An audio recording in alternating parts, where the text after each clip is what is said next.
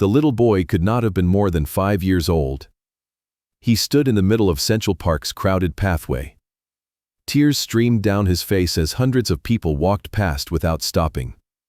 His expensive clothes, a tiny designer suit that probably cost more than Sophia's rent, marked him as someone from money.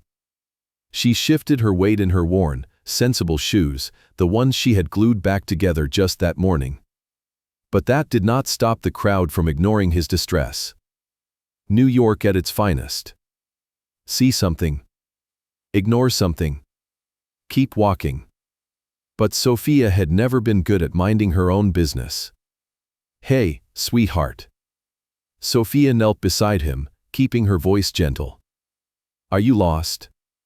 He looked at her with dark, terrified eyes and said something she did not understand. Not English. She tried Spanish. She had learned enough working at the cafe to manage basic conversation, but he just cried harder. Then she heard it, a word that sounded like mama. Italian. The child was speaking Italian. Sophia had spent a semester abroad in Florence during college. She had fallen in love with the language, the art, the culture. She had continued studying after returning, taking evening classes while working. Maintaining her fluency connected her to the happiest time of her life. Now that random skill was about to save a terrified child. Non piangere, she said softly in Italian. Don't cry, little one. I'm here to help. What's your name? His eyes widened with recognition and relief. Luca. Mi chiamo Luca. His words tumbled out in rapid Italian. He was looking for his papa. They had been walking. He had seen a dog and chased it. And now he could not find anyone. Vieni, Luca, papa. It's okay, Luca. Well, find your father. She took his small hand. Her own fingers were calloused from the espresso machines, a stark contrast to his soft, privileged skin. Resta con me. Okay. He nodded, gripping her hand like a lifeline, his tears finally slowing. Sophia looked around the crowded park trying to figure out the best approach.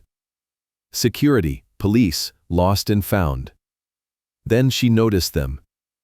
3 large men in dark suits moving through the crowd with military precision, clearly searching for something. Are these men with your father? He looked and nodded vigorously. Si, Marco.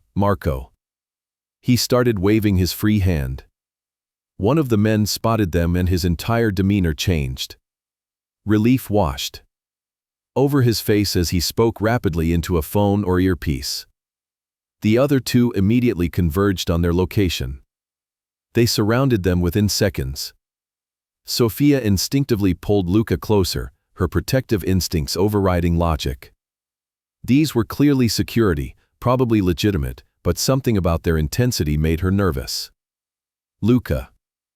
The first man, Marco, apparently, knelt down. His hands gently checked the boy for injuries while speaking rapid Italian. Then his eyes found hers, sharp and assessing. You found him.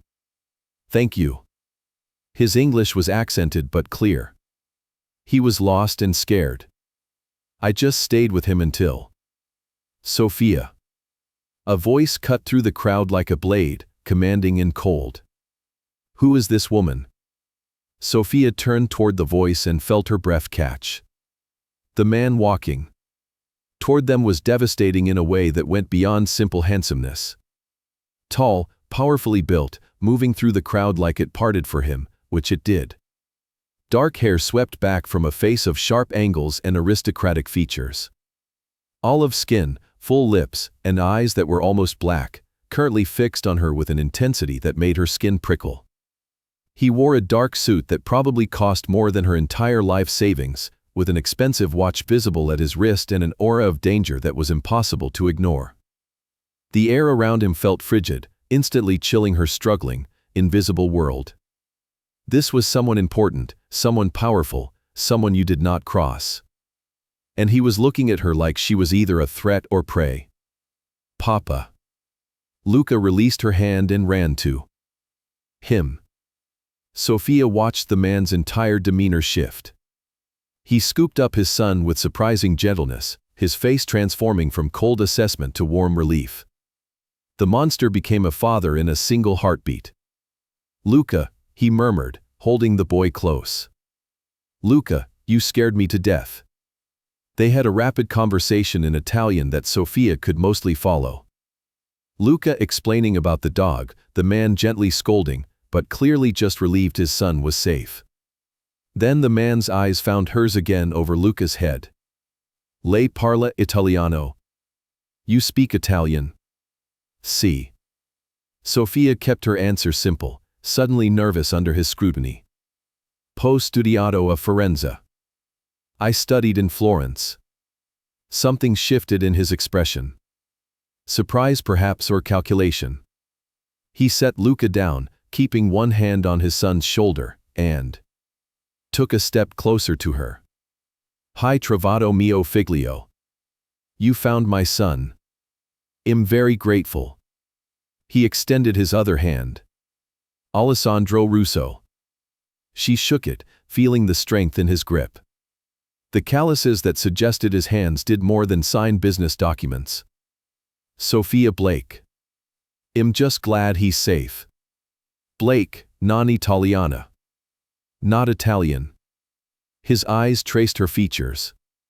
"But you speak well. Where did you learn?" "Florence." "Like I said, study abroad program, then evening classes in New York." "I love the language." Why was she nervous? He was just a father grateful she had helped his lost son. Except he was not just anything. The way his security surrounded them, the way people in the crowd gave him space, the expense of everything about him. This was someone significant. "Luca," Alessandro said, switching back to Italian. "Say thank you to the kind lady who found you." "Grazie, signora," Luca said solemnly. He then surprised her by hugging her legs. "Sei stata molto gentile." "You were very kind."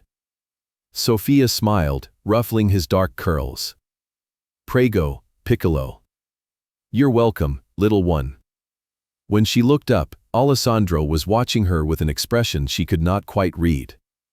Intense, focused, like he was memorizing every detail of her face. "Mi scusi," she said, suddenly uncomfortable with his attention. "I should get back to work. I'm on my lunch break." "Dove lavora?" "Where do you work?" "A cafe near Columbus Circle." Sophia started to back away. "I'm really glad Luca's okay." "Arrivederci." "Aspetti." "Wait." But she was already moving, disappearing into the crowd. Her heart was racing for reasons she did not want to examine. Something about Alessandro Russo had set off every warning bell in her head. Despite the grateful father act, Sophia made it back to the cafe with 5 minutes to spare. She tied on her apron and jumped back into the afternoon rush. But she could not shake the feeling of those dark eyes watching her, assessing her, cataloging every detail. "You okay, Sophie?"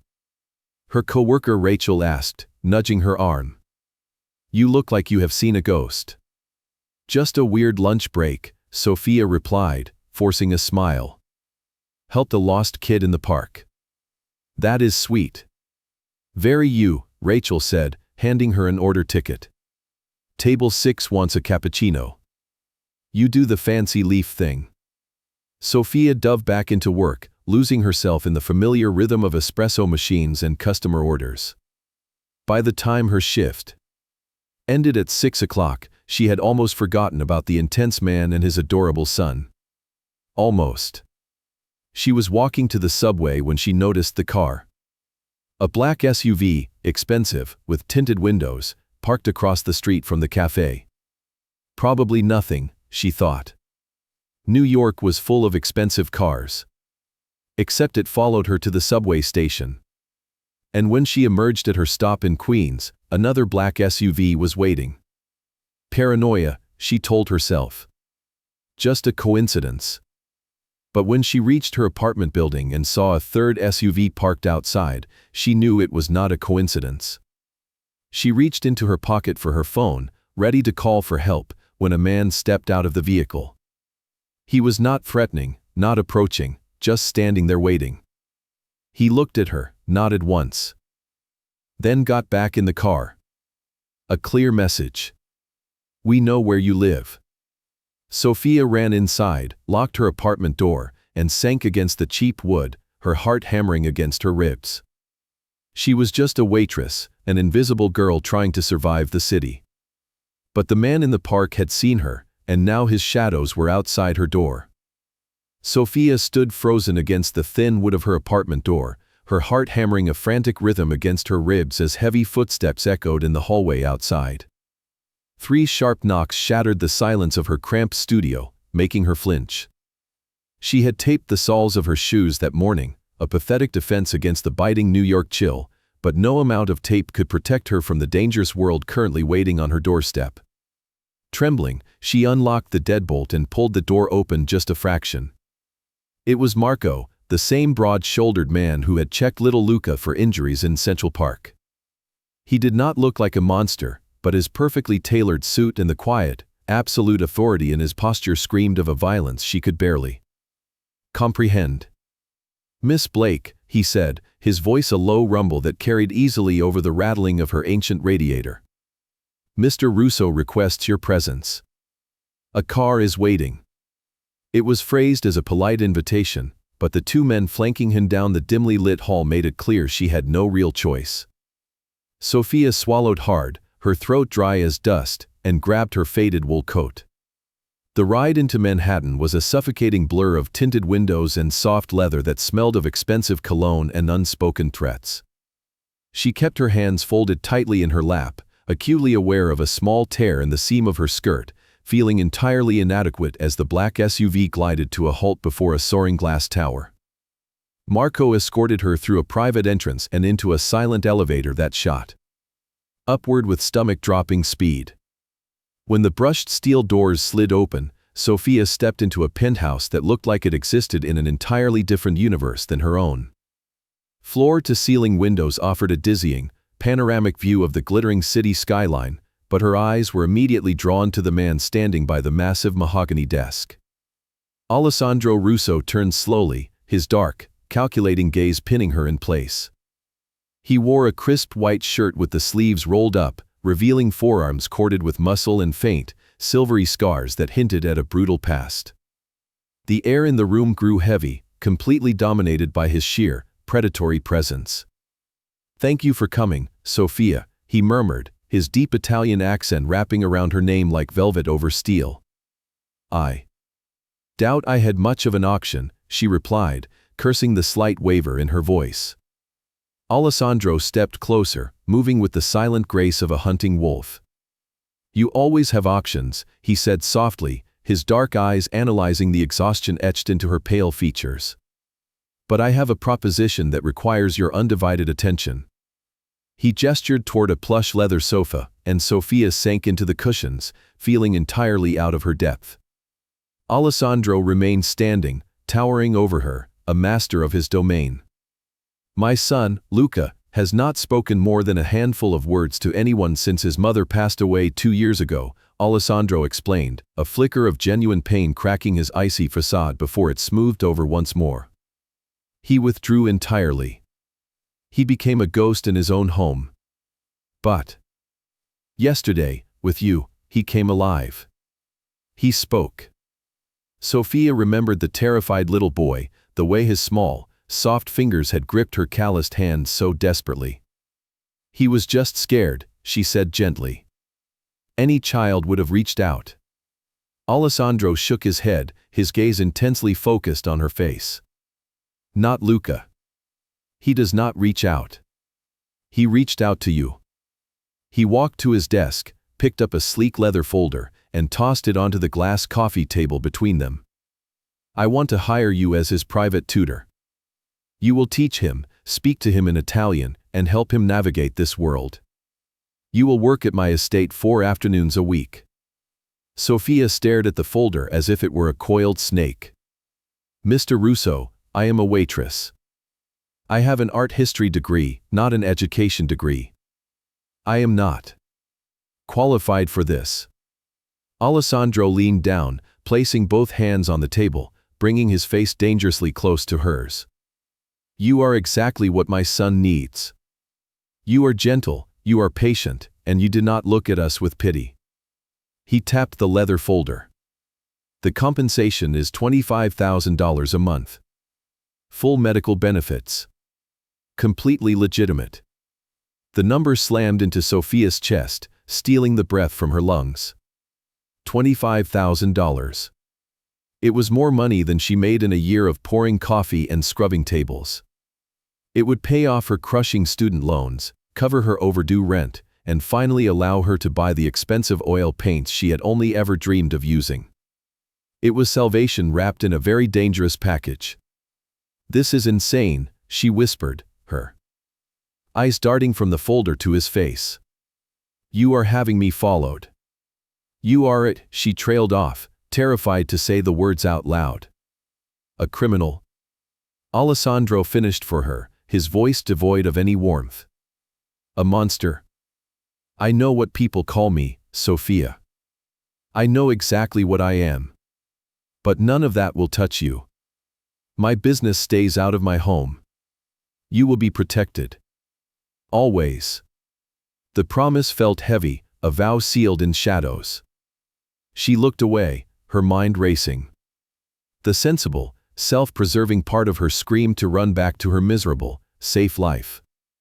But then she pictured Lucas' wide, tear-filled eyes, and the sheer, unadulterated relief on Alessandro's face when he had scooped the boy into his arms. Beneath the ruthless exterior of a mafia boss beat the heart of a desperate father trying to save his son. Sophia looked back at Alessandro, meeting his intense, unnerving stare. I will do it for Luca, she said, her voice finally steady. But I am only a tutor. I want nothing to do with your other business. Alessandro slowly straightened up, a dark, triumphant satisfaction gleaming in his eyes. Of course, Sophia, he murmured. Only a tutor. But as she watched the corner of his mouth tilt upward, she knew with terrifying certainty that she had just signed away her invisible life and stepped willingly into the den of a very protective beast. The iron gates of the Russo estate loomed like a fortress against the gray afternoon sky, casting long, imposing shadows over the pristine gravel driveway. Sophia clutched the strap of her worn canvas tote bag, her knuckles turning white as the black security vehicle glided to a halt before the massive stone steps. She stepped out into the crisp autumn air, acutely aware of the expensive silence that blanketed the property. It was not the peaceful quiet of a sanctuary, but the heavy, suffocating stillness of a tomb. Two men in immaculate dark suits stood on either side of the carved mahogany entrance, their eyes scanning her with clinical precision before one reached out to push the heavy door open. Sophia walked inside, her scuffed boots sinking into thick, cream-colored carpets that probably cost more than her entire college education. The air inside smelled of beeswax and expensive lemon polish, lacking any trace of the warmth or chaotic life that usually filled a real home. A stern-faced housekeeper named Teresa met her in the grand foyer, offering a stiff nod before leading the way up a sweeping marble staircase. They walked past museum-quality oil paintings and shadowed alcoves, the only sound being the rhythmic clicking of Teresa's sensible heels against the polished stone. Sophia felt a shiver crawl down her spine, feeling entirely out of place in her faded sweater and thrift store skirt. He is in the East Wing playroom, Teresa murmured, her voice barely above a whisper, as if speaking too loudly might shatter the fragile, icy atmosphere. He has not eaten his lunch, and he absolutely refuses to engage with the nannies. He has been like this for 2 years. Sophia thanked her quietly and pushed open the heavy oak door to the playroom. The space was enormous, flooded with cold northern light from massive windows, but it felt entirely devoid of joy. In the center of the vast expanse of polished hardwood, surrounded by untouched, brightly colored imported toys, sat little Luca. He was curled into a tight ball, his small fingers methodically stacking wooden blocks into a rigid, impenetrable wall. He looked so incredibly small, a tiny boy swallowed by a world of dark suits and unspoken grief. Sophia did not march over and demand his attention like the others probably did. Instead, she lowered herself to the floor near the doorway, crossing her legs, and simply watching him build. 10 minutes passed in utter silence.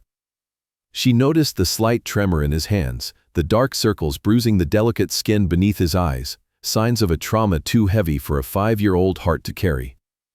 The silence in the room was so thick it felt like a physical weight pressing against her chest. Slowly, she slid across the smooth floor, stopping just a few feet away from his wooden fortress. "Un castello molto forte," she whispered softly in Italian, telling him it was a very strong castle. Luca froze, his small shoulders tensing under his designer's shirt. He did not look up, but his fingers hovered over the next block.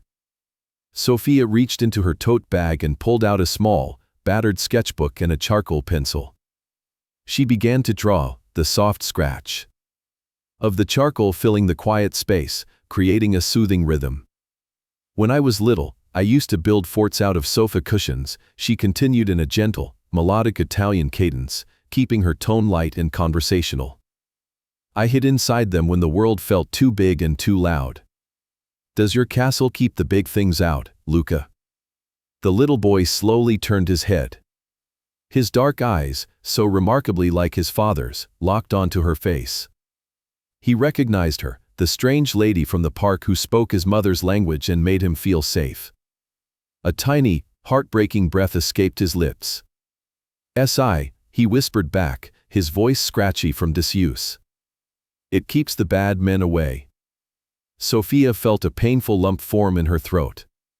She slid the sketchbook toward him, revealing a quick, whimsical drawing of a dragon sleeping curled around a tiny stone tower. "Every good castle needs a dragon to guard it," she murmured, offering him the pencil. "Would you like to draw his wings? He needs strong wings to fly." Luca stared at the pencil for a long moment before his soft, privileged hand reached out to brush against her rough, calloused fingers. He took the pencil and scooted just a fraction of an inch closer to her. As he began to shade the dragon's wings, Sophia realized she was not just a tutor, she was a lifeline bridging the gap between his isolated world and the living one. They sat there for over an hour, the oppressive silence of the mansion slowly giving way to the soft sounds of a child finding his voice again. He told her about his favorite dog in the park, about how much he hated broccoli, and about how big the house felt at night when the shadows grew long. Sophia listened with her whole heart, offering warm smiles and gentle Italian reassurances, sharing pieces of her own life to make him feel less alone. It was only when she looked up to grab another piece of paper that she saw him. Alessandro Russo stood in the doorway, completely motionless. The terrifying Mafia boss had stripped off his suit jacket, his tie loosened around his neck, looking exhausted and devastatingly handsome. But it was his expression that made Sophia's breath catch in her throat. The cold, calculating predator she had met in the penthouse was completely gone. In his place stood a broken man, his dark eyes shimmering with unshed tears as he watched his son speak in color. For a single suspended heartbeat, Alessandro's gaze shifted from Luca to Sophia, hitting her with a wave of raw, unguarded gratitude. The most dangerous man in New York was looking at her as if she had just handed him the sun. Sophia quickly looked back down at the drawing, her cheeks burning hot and her heart hammering wildly against her ribs. She was hired to teach a child, but as the dangerous warmth of Alessandro's gaze lingered on her skin, she knew the walls of her own carefully guarded heart were already beginning to crack. The first 3 weeks at the Russo estate had lulled Sophia into a dangerous sense of security. The mansion, with its soaring marble columns and hushed, polished halls, had slowly transformed from a terrifying fortress into a sanctuary of quiet routines. She spent her afternoons in the sunlit East Wing, coaxing shy, Italian words from little Luca while they painted dragons and built towering block castles. Alessandro was often a distant shadow, a powerful presence that left the lingering scent of cedar and expensive cigars in the corridors, but he rarely interrupted their lessons. He was just a father, offering a soft, tired smile when he passed the playroom, his dark eyes lingering on Sophia with an intensity she pretended not to notice. But the illusion of a normal life shattered on a rainy Tuesday evening. Sophia had stayed late, hoping to finish a watercolor painting of a stray dog she and Luca had seen from the window. She was walking down the dimly lit mahogany corridor toward the grand staircase when she heard the voices. They were low, rough, and laced with a terrifying kind of violence. The sound came from Alessandro's private study, the heavy oak door left open just a fraction of an inch. Sophia froze, her sensible shoes rooted to the thick Persian runner. She knew she should keep walking, keep her head down and remain invisible, just as she had learned on the gritty streets of Queens. But a sickening curiosity pulled her closer. Through the narrow gap, the scene inside hit her like a physical blow. The elegant study, usually a place of quiet reflection, had become a chamber of nightmares.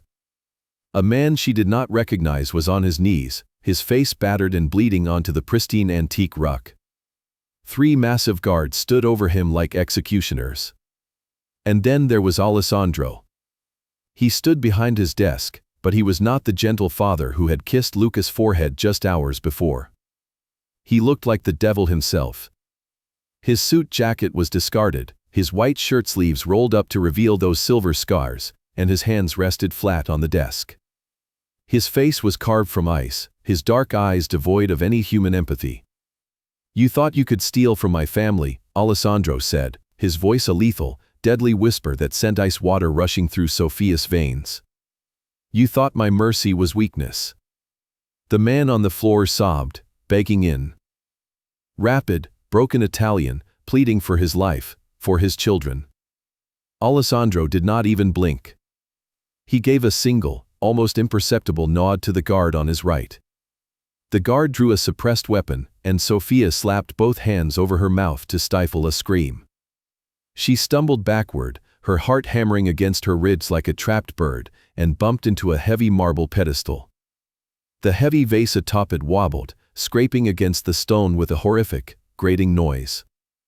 Inside the study, the voices stopped instantly. "Who is out there?" Alessandro demanded, his tone cracking like a whip. Sophia turned and fled. She ran blindly down the corridor, her breath tearing through her lungs in ragged gasps, terrified that the guards would chase her down and silence her forever.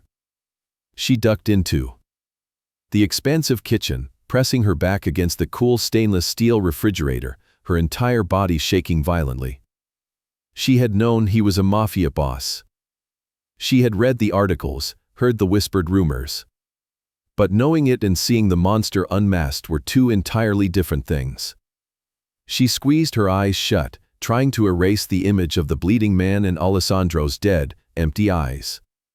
A few minutes later, heavy, deliberate footsteps echoed on the kitchen tiles.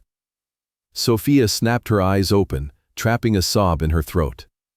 Alessandro stood in the doorway. He had put his jacket back on, smoothing over the violent reality with expensive fabric. His eyes locked onto her trembling form, sweeping over her pale face in wide, terrified eyes. He knew she had seen. He stepped slowly into the kitchen, the predator cornering his prey. "Sophia," he murmured softly. She flinched, shrinking back against the metal appliance. "Please," she whispered, her voice cracking. "I did not see anything. I swear." Alessandro stopped, and for a fleeting second, raw pain flashed across his aristocratic features. He hated that she feared him. He looked down at his hands, hands that orchestrated empires and ordered deaths, and then he looked back at her. "Luca is asking for you," he said, his voice stripped of the monster, leaving only the weary, desperate father. "He had a nightmare. He only wants you." Sophia stared at him, her mind spinning wildly as she tried to reconcile the ruthless killer in the study with the man standing before her, a man asking for help to comfort a frightened 5-year-old child. The contrast was dizzying, pulling her in 2 impossible directions. She looked at his dark, pleading eyes and knew she should run out the front door and never look back. But she thought of little Luca crying in the dark. Swallowing her terror, Sophia pushed herself away from the refrigerator. She walked past the monster, her arm brushing against his expensive suit, and headed upstairs to save the boy, fully aware that she was sinking deeper into a world she might never escape. The scent of turpentine and linseed oil was something Sophia had not experienced in over 4 years. It was a memory locked away in a tiny, dusty corner of her mind, buried right next to the art history degree she had traded for double shifts and aching feet. It began on a quiet Thursday afternoon in the East Wing playroom. Luca had managed to unearth her battered canvas tote bag while searching for a lost wooden block. His small, privileged hands pulled out the charcoal sketchbook she kept hidden at the very bottom. He flipped through the pages, his dark eyes widening at the detailed sketches of stray cats, tired commuters, and the towering, lonely architecture of the city. Sophia had frozen, her heart skipping a beat, ready to snatch the book away. But Alessandro had materialized in the doorway, moving with that silent, terrifying grace. He wore a charcoal suit that seemed to absorb the light, the very picture of the dangerous monster she had witnessed in the study just days ago. Yet, his gaze was remarkably soft as he watched his son trace the outline of a sketched pigeon. Alessandro had walked over, his expensive leather shoes making no sound on the hardwood floor. He knelt beside Luca, his large, scarred hand resting gently on the boy's shoulder. "You drew these," Alessandro murmured, his dark, calculating eyes lifting to meet hers. It was not a question. Sophia shifted uncomfortably, pulling at a loose thread on her faded sweater. "They are just doodles," she whispered, her voice defensive. "I wanted to be a painter once. Oils, mostly. But canvas and paint do not pay the rent in Queens." She had expected him to nod politely and move on, a wealthy man dismissing the trivial dreams of his employee. Instead, Alessandro had stared at her with a piercing intensity, his gaze stripping away her armor, seeing right through the practical girl in the sensible shoes to the broken artist underneath. 3 days later, Marco, the intimidating bodyguard, escorted her not to the playroom, but down a long, sunlit corridor in the West Wing. "Mr. Russo requested you meet him here today," Marco stated, his voice a low, emotionless rumble. Sophia felt a spike of panic, her mind flashing back to the blood on the antique rug. But when Marco opened the heavy oak doors, she stopped dead in her tracks, her breath catching painfully in her throat. The room was a sprawling, glass-walled conservatory flooded with perfect, golden afternoon light. But it was not filled with plants. It was filled with art supplies. Dozens of blank, pristine canvases leaned against the walls. A solid oak easel stood in the center, waiting. And arranged on a long wooden table were rows upon rows of the most expensive oil paints she had ever laid eyes on, alongside jars of linseed oil, professional-grade palettes, and bundles of sable brushes. The scent was intoxicating, a physical punch of forgotten passion that brought sudden, stinging tears to her eyes. Alessandro stood near the windows, his hands buried in the pockets of his dark trousers. He watched her reaction, his face stripped of its usual icy mask, revealing a striking, raw vulnerability. "You once mentioned you had no space and no means to paint," he said softly, his deep Italian accent wrapping around the words like a caress. "This space is yours, Sophia. The supplies are yours." Sophia slowly walked into the room, her trembling fingers hovering over a tube of vibrant cobalt blue. She had spent the last 4 years building an impenetrable wall around her heart, convincing herself that dreams were a luxury meant only for the wealthy. She had survived by remaining invisible, by asking for nothing and expecting even less. But this man, this terrifying, ruthless king of the underworld, had seen her.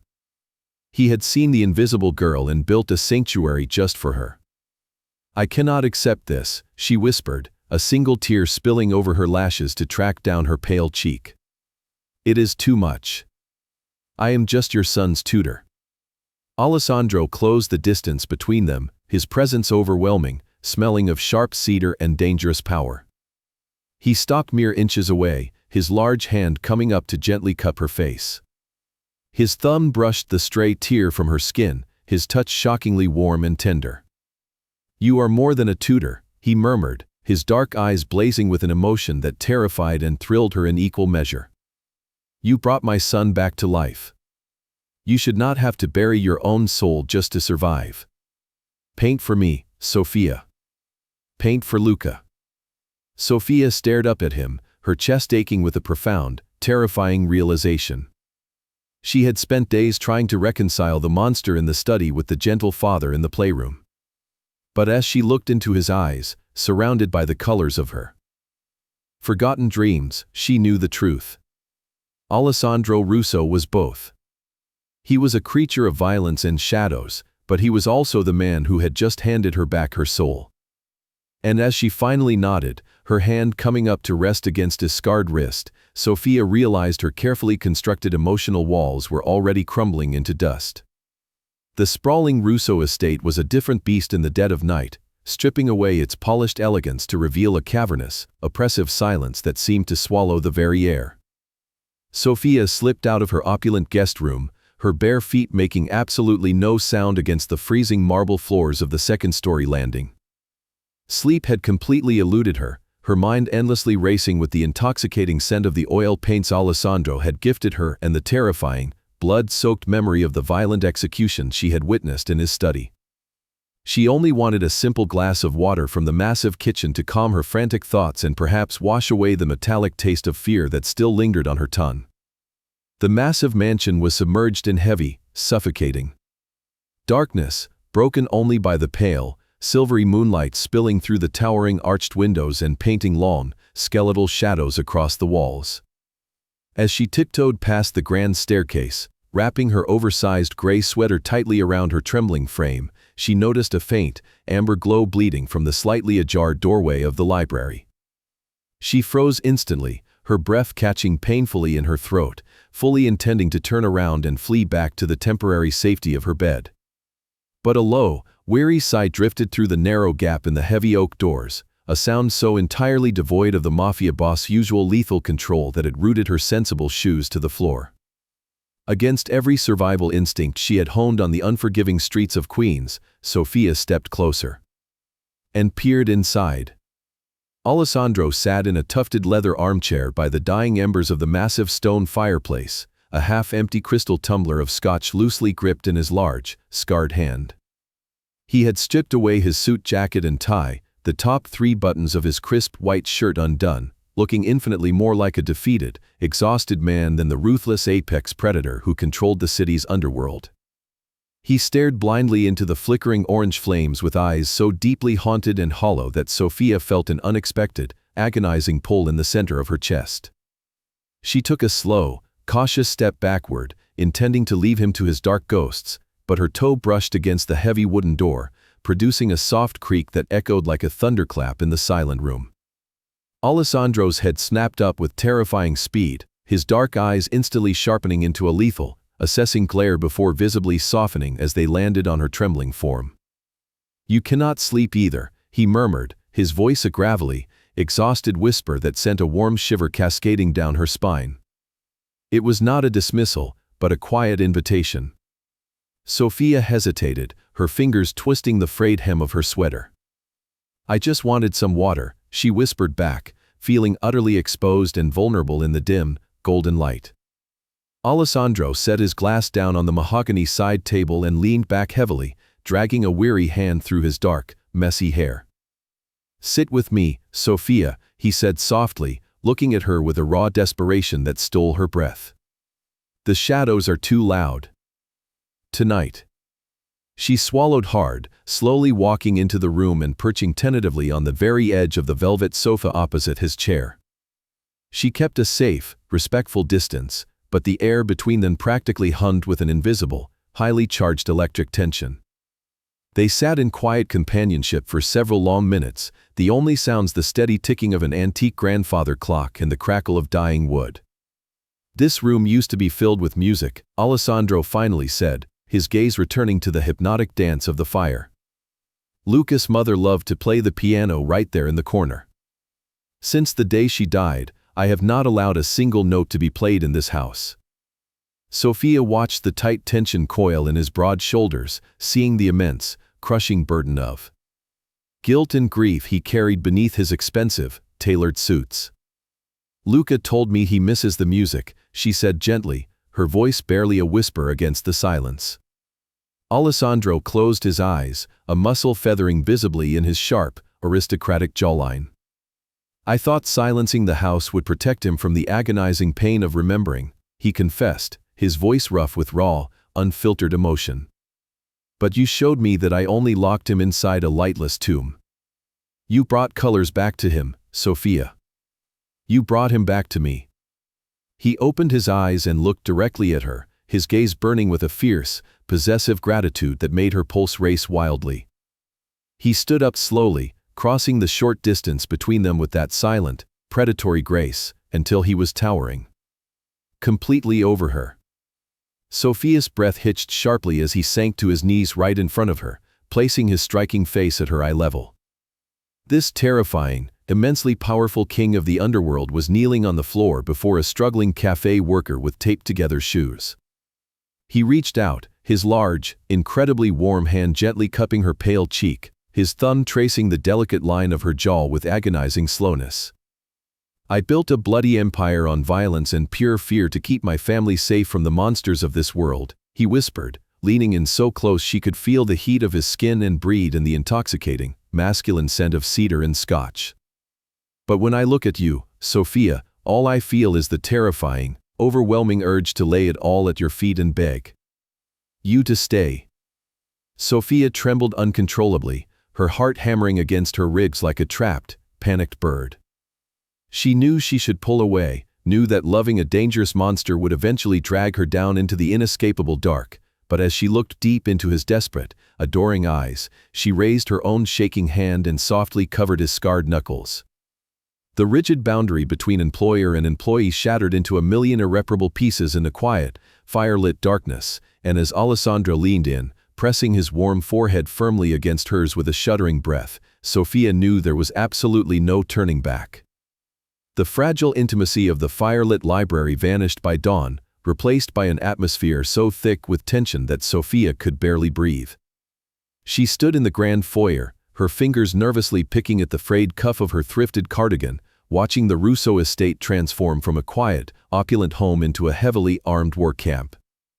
Men in sharp, dark suits swarmed the sprawling marble corridors, their eyes cold and constantly shifting, while heavy black assault rifles were openly carried instead of discreetly concealed beneath expensive tailoring.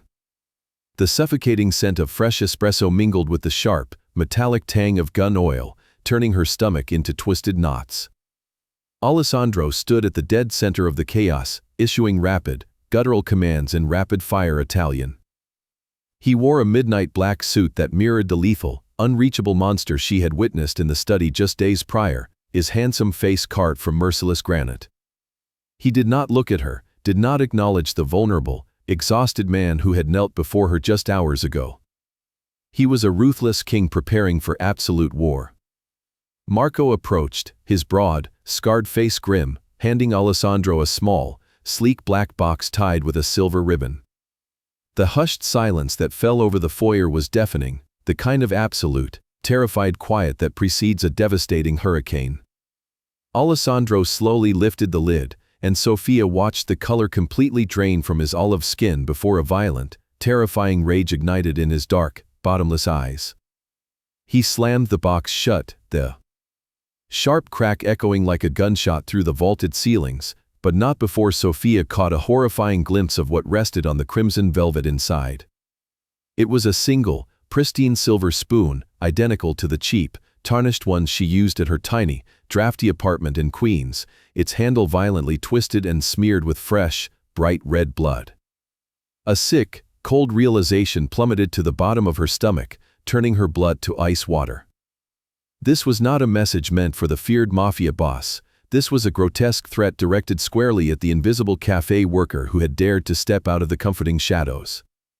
She backed away, her scuffed shoes dragging against the priceless antique rug, wanting desperately to disappear back into the anonymity of her old life. But Alessandro's head snapped up, his gaze locking onto hers with a possessive, terrifying intensity. He crossed the marble floor in 3 long, predatory strides, his large, calloused hands gripping her shoulders with bruising force. "You are not leaving this house," he commanded, his voice a low, lethal vibration that brooked no argument. "The Falcone family is circling, Sophia. They are animals, and they know about you. They know you have become the one bright, untainted thing in my miserable world, and they want to extinguish you just to watch me break." Sophia trembled uncontrollably, hot tears of pure terror pricking the corners of her eyes as she stared up at the man who held her fragile life in his blood-stained hands. She had spent 25 years mastering the art of being unnoticeable, surviving the gritty, unforgiving streets of the city by slipping silently through the cracks of society. Now, she was the primary target in a brutal war between ruthless titans, a fragile pawn placed on a board of blood and unimaginable power. She was escorted to the East Wing playroom under the heavy, suffocating guard of 3 armed men, the air thick with unspoken peril. Little Luca sat on the floor, his dark eyes wide and intensely frightened as he clutched a wooden block to his chest. He could feel the poison in the air, the violent undercurrent that had seeped into the very foundations of his home. Sophia forced a bright, trembling smile onto her pale lips, sinking to the floor beside him and pulling her sketchbook from her worn tote bag.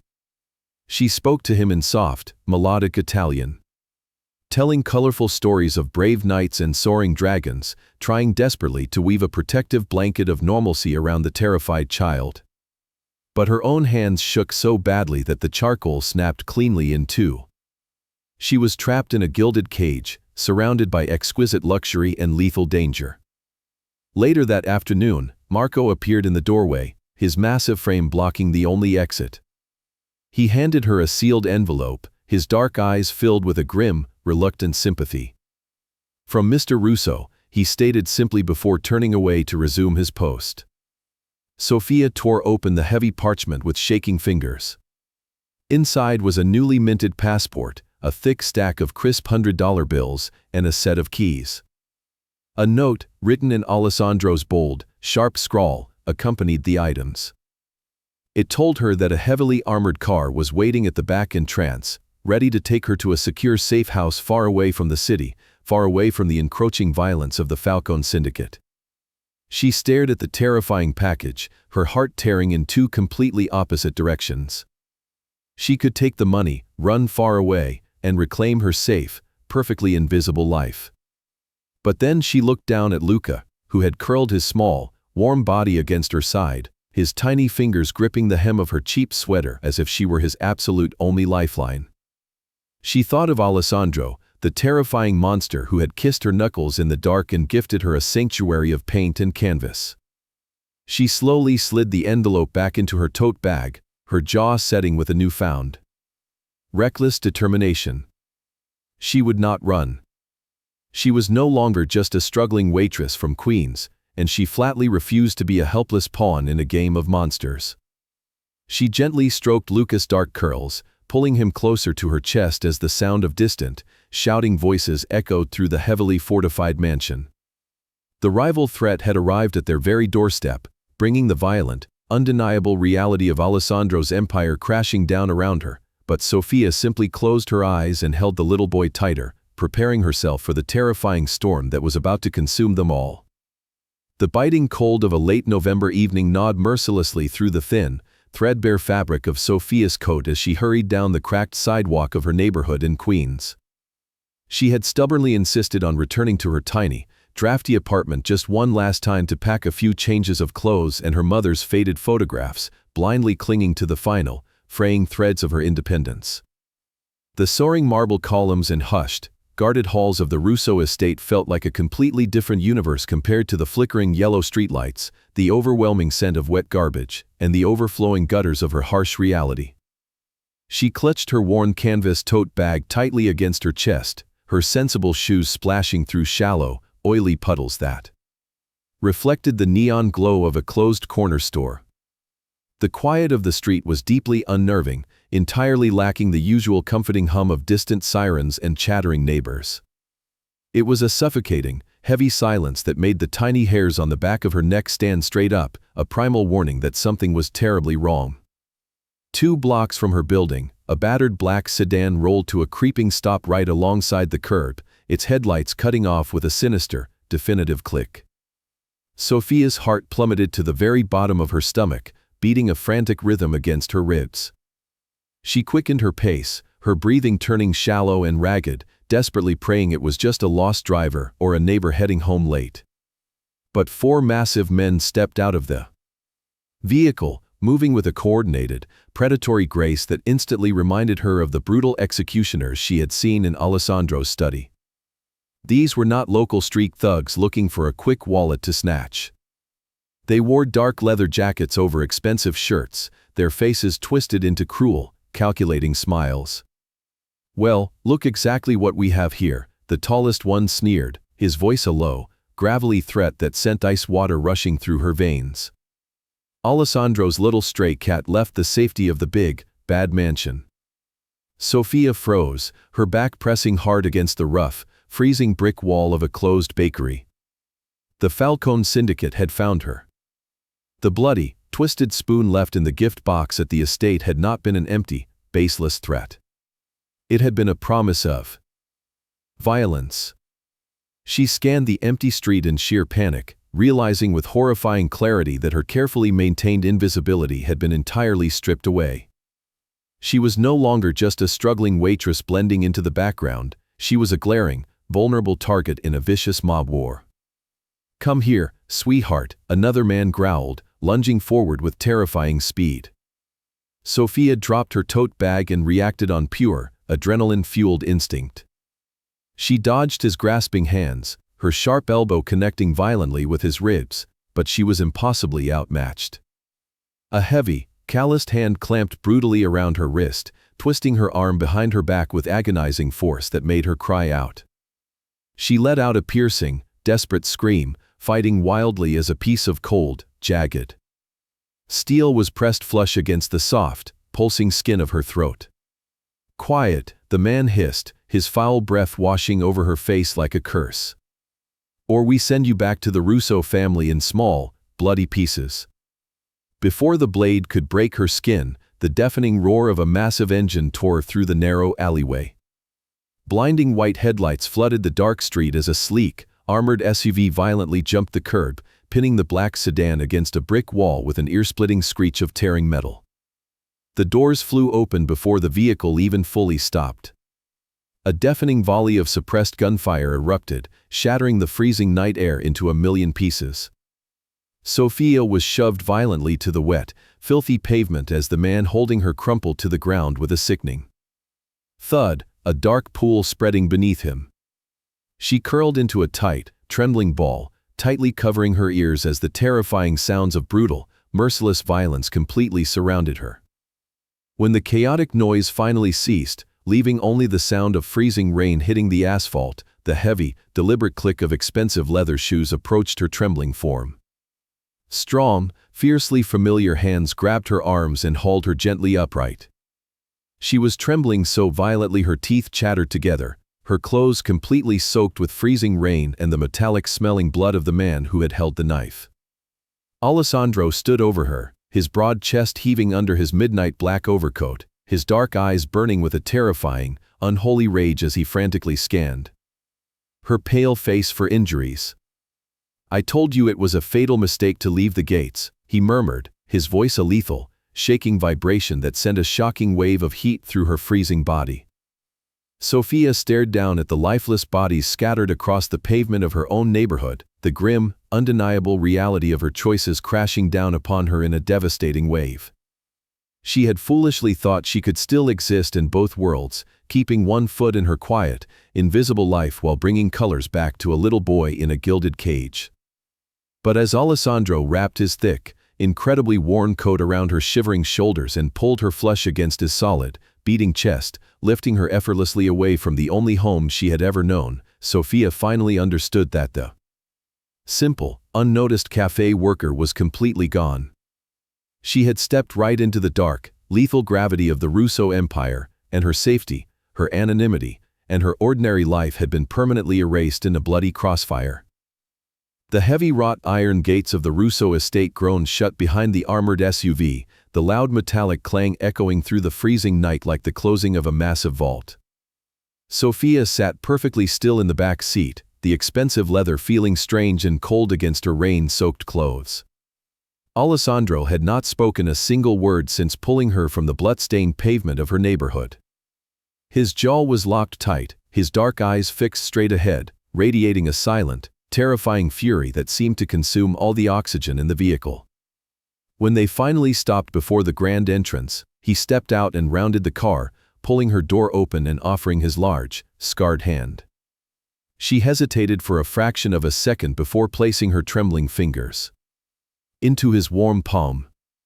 The contrast between her gritty, terrifying reality in Queens and this hushed, pristine sanctuary was dizzying.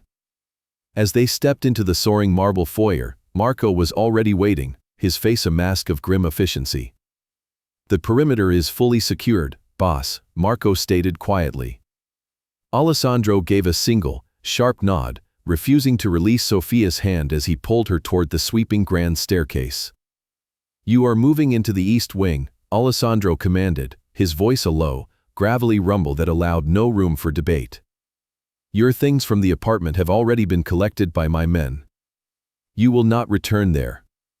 Sophia stopped dead on the first marble step, yanking her hand from his grip with a sudden surge of desperate defiance. "You cannot just make that decision for me," she argued, her voice shaking but laced with a fierce, stubborn pride. "That apartment is my home.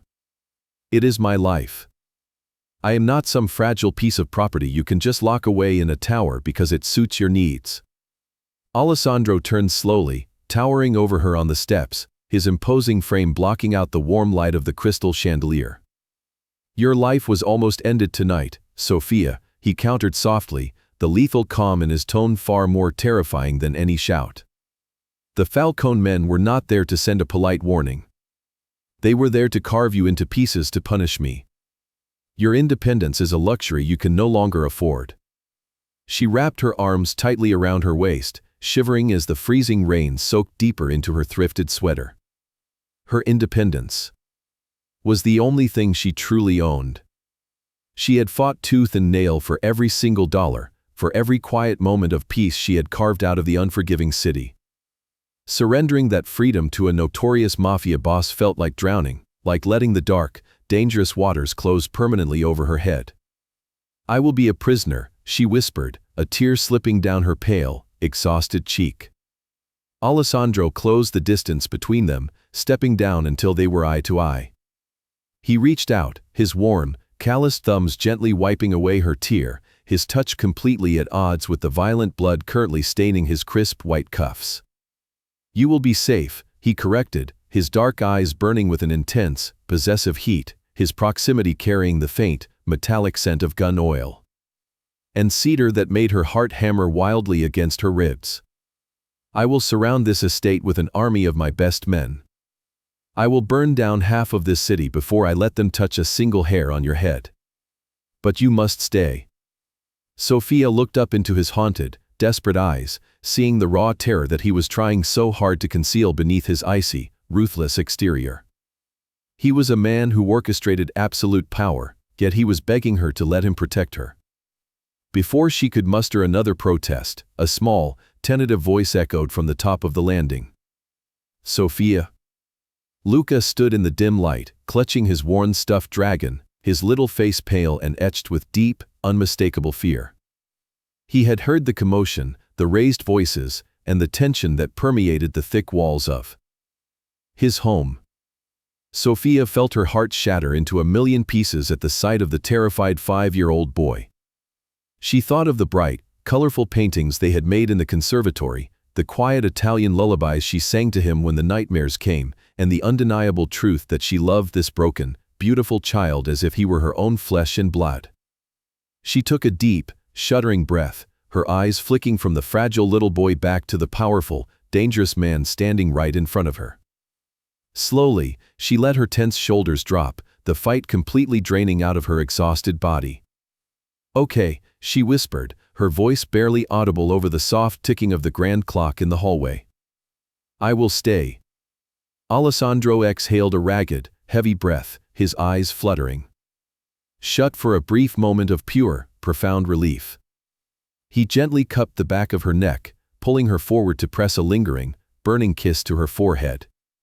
It was a silent seal, an unbreakable vow spoken without a single word. Sophia leaned into his solid warmth, wrapping her trembling arms around his waist as she finally accepted the undeniable reality of her fate. She had officially traded her freedom for a gilded cage, stepping willingly into the dangerous, blood-soaked world of the Russo Empire, knowing completely well that she might never find her way back out to the life she once knew. The heavy oak doors of the master suite clicked shut, the sound echoing with an awful finality that sealed Sophia and Alessandro away from the armed chaos of the estate below. She stood by the massive, floor-to-ceiling window, watching the freezing rain batter the reinforced glass, her arms wrapped tightly around her chest. The east wing had been locked down completely, every entrance secured by 3 biometric locks and 24 heavily armed men. Inside this fortified sanctuary, the air was so thick with unspoken terror and electric tension that Sophia felt as though she were trying to breathe underwater. This room was a literal gilded cage, adorned with priceless oil paintings, rich mahogany furniture, and a sprawling, cloud-like bed, yet it felt as inescapable as a prison cell. Alessandro paced the length of the thick Persian rug like a caged panther, his midnight suit jacket discarded, his crisp white shirt sleeves rolled up to expose the violent silver scars tracing his forearms. He had not spoken since he dragged her up the marble stairs, his mind undoubtedly calculating the brutal, bloody war he was about to unleash upon the Falcone family. But every few seconds, his dark, bottomless eyes would snap to her, tracking her every breath, burning with a possessive heat that made her entire body tremble. "You need to rest," he finally rasped, the low, gravelly sound shattering the oppressive silence of the room. Sophia shook her head, her fingers digging frantically into the worn, frayed yarn of her thrifted gray sweater. "How can I possibly close my eyes knowing? What is happening out there?" She whispered, her voice cracking under the crushing weight of her terrifying new reality. "Knowing that ruthless men are coming here to kill us just because of me." Alessandro stopped dead in his tracks. He crossed the room in 3 long, predatory strides, halting just inches from where she stood pressed against the cold glass. "Do not ever say that," he commanded, his broad chest heaving as he stared down at her with a fierce, terrifying intensity. "They are coming because I took something precious into my dark world, something so pure and untainted that it blinded them with pure envy. You are not to blame, Sophia. I am." He reached out, his warm, calloused fingers trembling slightly as they gently cupped her pale jaw. The touch sent a violent jolt of electricity straight to her heart, erasing the bitter chill of the storm outside. She leaned into his warm palm, closing her eyes as a single, rogue tear slipped free and tracked down her cheek. "I should have run when Marco gave me that passport and the cash," she confessed softly, the truth tasting like bitter ash on her tongue. "I should have taken the money and disappeared back into the invisible, lonely shadows of Queens where I belonged." Alessandro's thumb brushed the tear away with agonizing slowness, his breathing turning ragged and uneven. "Why didn't you?" he demanded, his voice dropping to a desperate, needy whisper that completely stripped away his ruthless mafia persona, leaving only a vulnerable man laid bare. "Why did you stay with a monster, Sophia?" She opened her eyes, meeting his haunted gaze without a single ounce of fear or hesitation. "Because you are not a monster to me," she answered, her voice steady and certain in the quiet, shadowed room. "Because little Luca needs me to sing him to sleep. Because when I am with you, I am no longer an invisible ghost haunting the edges of the world." A harsh, shuddering breath tore from his lungs, sounding almost like a sob. He leaned forward, pressing his warm forehead firmly against hers, closing his eyes as if she were the only anchor keeping him from drowning in an ocean of blood and violence. "I have spent 10 years building impenetrable walls of ice and terror to protect my empire," he confessed, his words rushing out in a passionate, agonizing flood. "I swore upon my life that I would never let another weakness into my world. Never give my enemies a heart to cut out of my chest. But then you walked into my house, speaking gentle Italian to my silent son, and you accidentally painted my dead, gray world with bright colors I thought I had forgotten forever. I love you, Sophia. The confession hung in the charged, heavy air, beautiful and utterly terrifying, sealing her fate completely. I love you with a madness that will burn this entire city to ash if anyone dares to touch you. Sophia let out a soft, broken cry, her trembling hands sliding up his broad chest to weave deeply into his thick, dark hair. I love you, too, she whispered against his lips, surrendering completely to the dangerous gravity of the man holding her. Alessandro groaned, a sound of pure relief and overwhelming hunger, pulling her flush against his solid, powerful body. He buried his face in the crook of her neck, inhaling her scent before capturing her mouth with a starving, desperate kiss. The kiss was a vow forged in the shadows, a passionate, fiery promise that wiped away the cold, gritty streets of her past and bound her permanently to the thrilling, lethal embrace of the Russo family. Outside the fortified window, the storm raged on and a brutal, bloody war loomed just on the horizon, but inside the locked room, trapped together behind heavy oak doors, Sophia was exactly where she was meant to be, entirely consumed by the fierce, protective fire of a man who would gladly destroy the world to keep her safe. The heavy oak doors of the master suite offered no real comfort as the dawn broke over the fortified Russo estate, casting a cold, gray light through the reinforced glass.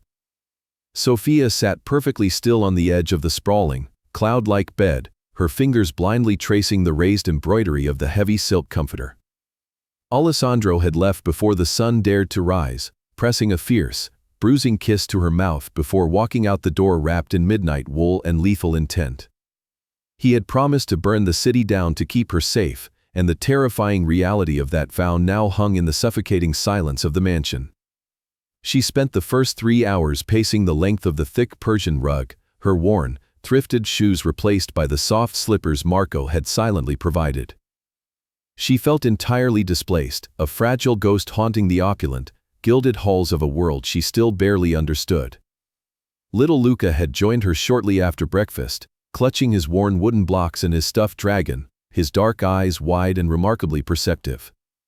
He climbed onto the sofa beside her, pressing his small, warm body against her side, offering a silent comfort that made her throat ache with unshed tears. She wrapped her arm around his small shoulders, pulling him close, breathing in the scent of his lavender shampoo, and anchoring herself to his innocent heartbeat. Outside the towering perimeter walls, a brutal, merciless war was raging. Sophia knew this without anyone having to say a single word. She saw it in the grim, stony faces of the 20 heavily armed guards patrolling the gardens below. She felt it in the bone-deep tension that vibrated through the floorboards every time a distant car engine revved or a heavy gate groaned shut. Marco stood outside the double doors of the east wing like an immovable statue, his broad, scarred face an unreadable mask of absolute loyalty and contained violence. Whenever Sophia tried to ask for news, Marco would simply shake his head, his dark eyes offering a silent plea for patience. He will return to you, Marco had promised quietly when he brought their afternoon tea, his voice an absolute, unwavering certainty. The boss does not lose what belongs to him. The agonizing wait stretched into the late afternoon, every ticking second feeling like a sharp, physical blow against her ribs. She tried to read to Luca, her voice trembling slightly as she traced the colorful pictures of brave knights and soaring dragons, desperately trying to weave a protective blanket of normalcy around the terrified child. But her mind constantly drifted to Alessandro, to the dark, bottomless depths of his eyes, to the violent silver scars tracing his forearms, to the raw, desperate confession he had poured into her soul the night before. He was out there in the freezing rain, unleashing the full, terrifying wrath of the Russo Empire upon the Falcone syndicate men who had dared to hold a knife to her throat. She squeezed her eyes shut, fighting back a wave of dizzying nausea as a sudden, sharp crack echoed from somewhere far beyond the estate grounds. It sounded like thunder, but her terrified heart whispered that it was gunfire. She pulled Luca tighter against her chest, burying her face in his dark curls, silently praying to a god she had nearly forgotten. She prayed for the safety of a man who was undeniably a monster to the rest of the world, a man who orchestrated absolute power through fear and blood, but who had knelt before her with pure, unadulterated devotion. The sun began its slow, agonizing descent, casting long, sinister shadows across the manicured lawns. The mansion grew even quieter, the kind of absolute, terrified quiet that precedes a devastating hurricane. Sophia moved to the window, her breath fogging the cold glass, her eyes desperately scanning the long, winding driveway that led to the main gates. She had spent 25 years mastering the art of being unnoticeable, surviving the gritty, unforgiving streets of the city by slipping silently through the cracks of society. Now, she was the absolute center of a violent mob war, the fragile heartbeat of a ruthless king. She watched the black iron gates, her hands trembling so violently she had to grip the heavy velvet drapes to keep herself upright. The grandfather clock in the hall struck 6 times, each chime ringing out like a funeral bell in the empty house. Luca had finally fallen asleep against a mountain of silk pillows, entirely oblivious to the blood being spilled in his name.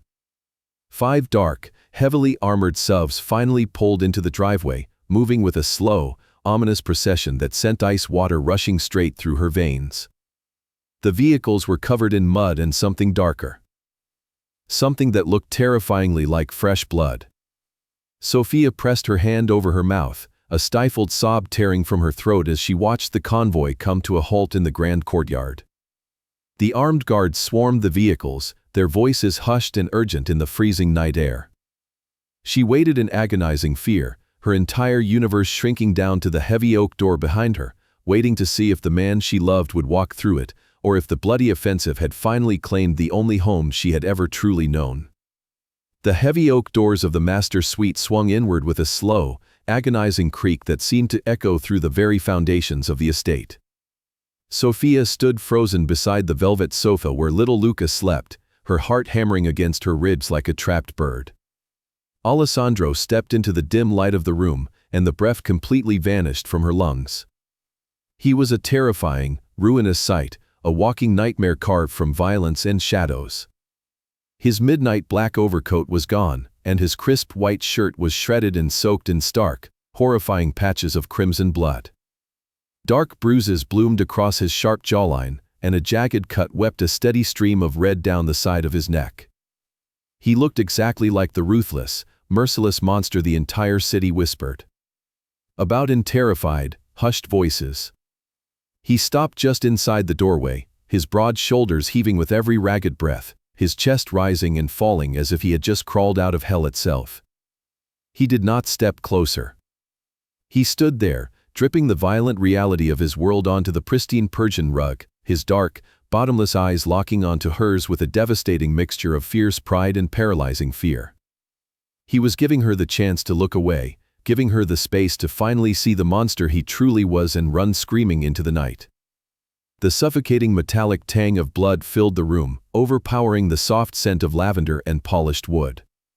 Sophia looked at his bruised, blood-stained face, seeing the lethal violence that he had just unleashed upon the Falcone men. Knowing without a single doubt that he had taken lives tonight to ensure she kept hers. Her mind screamed at her to flee, reminding her of her safe, invisible life in Queens where the greatest danger was a missed rent payment, but her heart anchored her firmly to the floor. She did not see a monster standing before her. She saw a father who would tear the universe apart to keep his son safe. She saw a man who had wrapped his warm coat around her freezing shoulders and given her a sanctuary of paint and canvas. Slowly, deliberately, Sophia took a step forward. Alessandro flinched, a microscopic tightening of his jaw, as if preparing for the crushing blow of her rejection. He squeezed his eyes shut, his hands curling into tight, bloody fists at his sides as she crossed the vast expanse of the room. When she reached him, she did not hesitate. She lifted her trembling hands, her pale, delicate fingers completely ignoring the gruesome blood and dirt, and gently framed his battered face. His eyes snapped open, wide and filled with a shocking, naked vulnerability that shattered the last of her defenses. "You came back to us," she whispered, her voice incredibly soft but carrying the absolute weight of a sacred vow. Alessandro let out a rough, broken sound, a choked breath that carried years of unimaginable isolation and loneliness.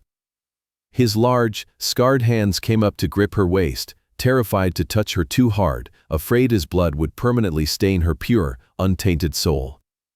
"I am a monster, Sophia," he rasped, his voice vibrating with raw agony and exhaustion. "I have done unforgivable things tonight. Things that would make you sick. This is the darkness I live in. This is the blood that stains my hands." Sophia did not pull away. Instead, she stepped closer, pressing her body against his ruined, blood-soaked chest, completely surrendering her clean, safe existence to his violent, shadowed reality. "Then let me wash your hands," she answered fiercely, her thumbs gently stroking his bruised cheekbones. "I am not afraid of your darkness, Alessandro. I am only afraid of a life without you in it." A shudder ripped through his massive frame, all the tension and adrenaline draining out of him in a single, devastating wave. He dropped his head, burying his face in the crook of her neck, inhaling her sweet, calming scent as if she were the only oxygen left on earth. He wrapped his arms tightly around her, burying her against his heart, murmuring frantic, passionate Italian words into her skin. Sophia held him fiercely, feeling the frantic, desperate beat of his heart mirroring her own. She guided him slowly toward the adjoining marble bathroom, turning on the warm water and gently peeling away the shredded, ruined layers of his clothing. She took a soft, white cloth, wetting it with warm water, and began the slow, tender process of washing the blood from his scarred, powerful body. Every gentle swipe of the cloth was a silent acceptance of his world, a total surrender to the dangerous, beautiful love that had irrevocably claimed her. As the water turned pink and swirled down the drain, taking the physical evidence of his ruthless war with it, Alessandro watched her with a reverence usually reserved for saints. He lifted her wet, trembling hand to his mouth, pressing a soft, lingering kiss to her palm, sealing their fates together forever. She was no longer just a struggling cafe worker, and he was no longer just a cold, untouchable king. They were two broken, lonely souls who had finally found their absolute sanctuary in each other, ready to face whatever brutal storms the Mafia world dared to throw at them, completely and totally united in the beautiful, terrifying darkness. The heavy scent of oil paint and sharp turpentine mingled with the crisp winter air filtering through the frosted skylight of the studio. It had been exactly 3 weeks since the horrifying night Alessandro had returned to her covered in the blood of his enemies. 3 weeks of quiet, isolated healing behind the impenetrable stone walls of the Russo estate, while the city outside quietly adjusted to the violent shift in power. Sophia stood before a massive canvas, her pale hand stained with vibrant smears of cerulean and liquid gold, bringing to life the image of a small boy standing bravely in a sunlit, blooming garden. She wore one of Alessandro's oversized white dress shirts over her worn gray leggings, the sleeves rolled up to her elbows, completely swimming in the lingering scent of his rich cedar cologne. The studio was her ultimate sanctuary, a breathtaking glass-walled haven built specifically for her at the very edge of the estate grounds, surrounded by ancient oak trees and entirely safe from the ruthless world outside. The soft, deliberate scuff of expensive leather against the hardwood floor made her pause her brushstrokes. She did not need to turn around to know who was standing there. The temperature in the room always seemed to shift, growing warmer, heavier, intensely electric whenever he entered a space. "You have blue paint on your cheek, my beautiful girl," Alessandro murmured, his deep, gravelly voice wrapping around her spine like a physical caress. Sophia turned, a soft, genuine smile curving her lips as she looked at the man who commanded the city's darkest, most lethal shadows. He stood near the doorway looking devastatingly handsome in a simple black cashmere sweater and dark trousers, the brutal purple bruises on his sharp jawline having finally faded into pale, yellowish memories. He walked toward her with the slow, fluid grace of a hunting panther, his dark, bottomless eyes fixed solely on her with a starving intensity that still made her breath catch in her throat. He reached out, his large, calloused thumb gently brushing the smudge of cerulean paint from her pale skin. The contrast between his lethal, bone-breaking strength and his absolute, unwavering tenderness toward her never failed to make her heart ache with a profound, terrifying love. "I was trying to capture the exact shade of the sky the day little Luca first laughed out loud for me," Sophia explained softly, leaning her face into his warm, rough palm. Alessandro looked past her to the canvas, a profound, uncharacteristic softness settling over his severe, angular features as he took in the vibrant painting of his silent son. "It is absolute perfection," he whispered, turning his burning gaze back to her face. "You have brought beautiful, blinding colors back into a world I thought would remain dead and gray forever." He took the wooden paint palette from her trembling fingers and set it carefully on a nearby wooden table, completely ignoring the wet oil paint that transferred onto his own skin. He took both of her small hands in his long thumbs tracing the delicate, fragile bones of her wrists. "I have spent my entire adult life building a cold, merciless empire of fear to protect what is mine," Alessandro began, his voice dropping into a rough, passionate whisper that filled the quiet, sunlit studio. "I swore upon my life that I would never let another weakness into my heart, never give my enemies a soft target to use against me. But then you walked into my silent, broken house, comforting my terrified son in a language of pure warmth and endless patience, and you completely destroyed every impenetrable wall I had ever built." Sophia felt a fresh, hot wave of tears prick her eyes, not of sadness, but of an overwhelming, paralyzing joy. She looked up at him, seeing the powerful, dangerous mafia boss laying his dark, bruised soul completely bare before her. "You saw the absolute worst of me," he continued, his grip tightening almost desperately around her hands. "You saw the monster inside me. You washed the blood of lesser men from my skin and you stayed. You stayed when any sane, rational person would have run screaming into the night." Alessandro slowly released her hands and took a deliberate step back. The air in the studio seemed to stop circulating entirely as the most feared, ruthless man in Chicago dropped gracefully to one knee on the paint-splattered floorboard. Sophia let out a soft, broken gasp, her trembling hands flying up to cover her mouth as her knees threatened to give out. He reached deep into his pocket and withdrew a small, worn black velvet box, snapping it open to reveal a breathtaking, square-cut diamond surrounded by dark, intricate ocean blue sapphires. "This ring belonged to my grandmother," he said, looking up at her with eyes that held a lifetime of fierce devotion and absolute, unwavering certainty.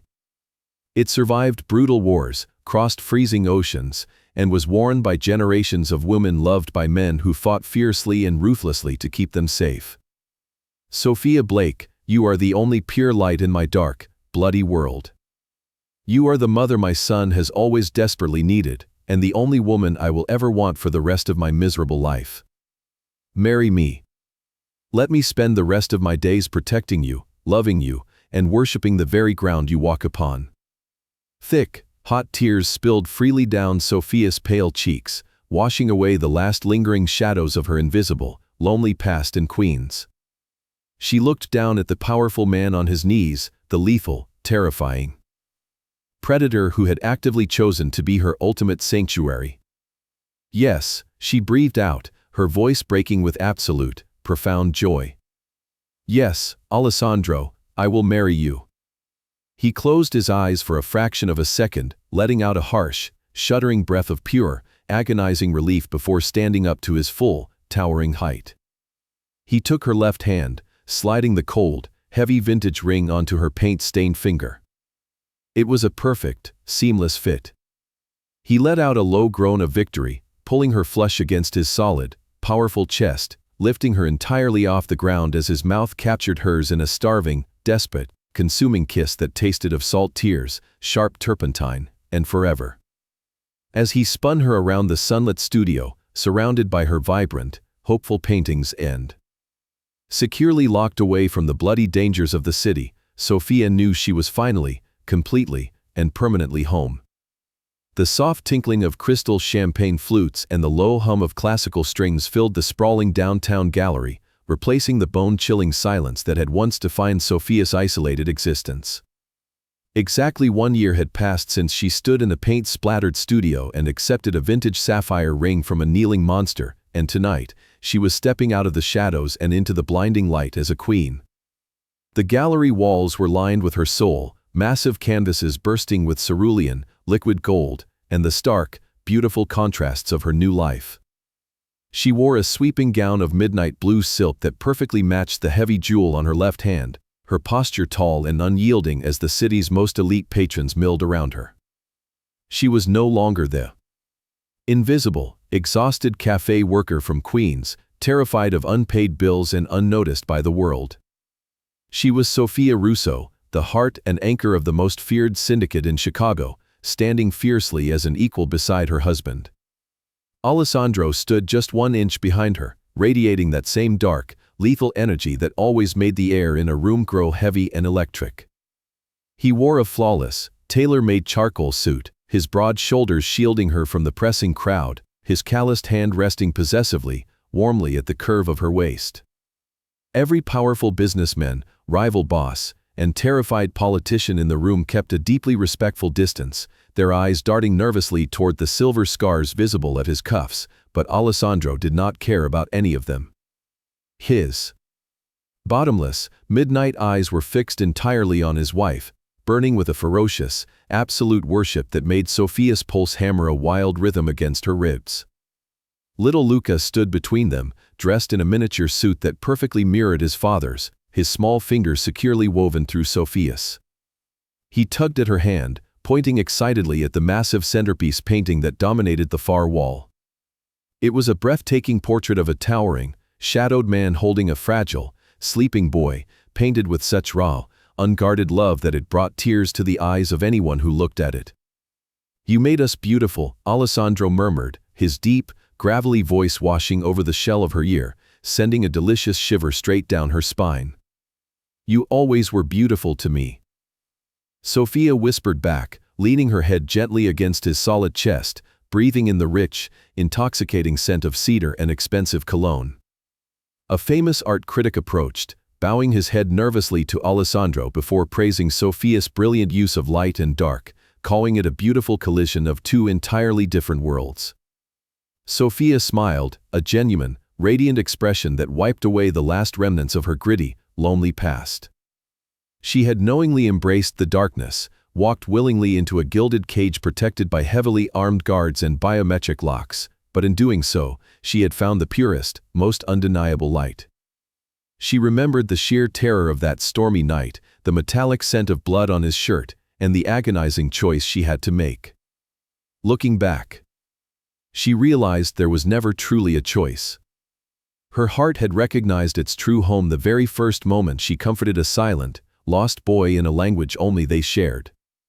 Now, that same boy was tugging her arm again. "Mama, look," Luca said softly, his voice clear and confident, a miracle brought to life by endless patience and love. He pointed to a painting of a gray, rainy street corner, where a lone umbrella offered shelter to a stray dog.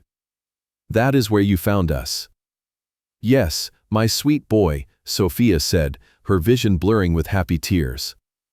"That is where everything started." Alessandro wrapped both his arms around her waist from behind, resting his chin gently on the top of her head. He looked at the painting, and then out at the crowded gallery, at the people who had once terrified her, who now paid thousands of dollars just to own a piece of her vision. "They see your genius," he rumbled, his lips brushing her hair. "But they will never know the fiercely protective woman who commands the shadows and rules my heart." She turned her face to press a kiss to his strong jaw, right over the faded memory of a bruise. She looked at Alessandro, at the man who had promised to burn the city to ash to keep her safe, and knew she would never regret trading her peaceful invisibility for this thrilling, dangerous love. He lifted her hand, pressing a soft, reverent kiss to her knuckles right in front of the flashing cameras, absolutely unashamed of his devotion. The monster had been tamed by love, and the ghost had been brought to life by fire. As the evening drew to a glorious close, and the last of the guests filtered out into the cold night air, Alessandro wrapped his warm, heavy overcoat around her bare shoulders, pulling her and Luca into a fierce, unbreakable embrace. They were a family forged in blood, sealed by paint, and bound by a love that would outlast time itself. And so, my wonderful listeners, we reach the end of Sophia and Alessandro's dark, thrilling journey. Thank you so much for experiencing this beautiful collision of 2 entirely different worlds with Sunni romance. If you had to choose between a safe, invisible life or a dangerous, passionate love, which path would you take? Let me know your thoughts in the comments, and do not forget to subscribe for more intense, heart-pounding love stories just like this one.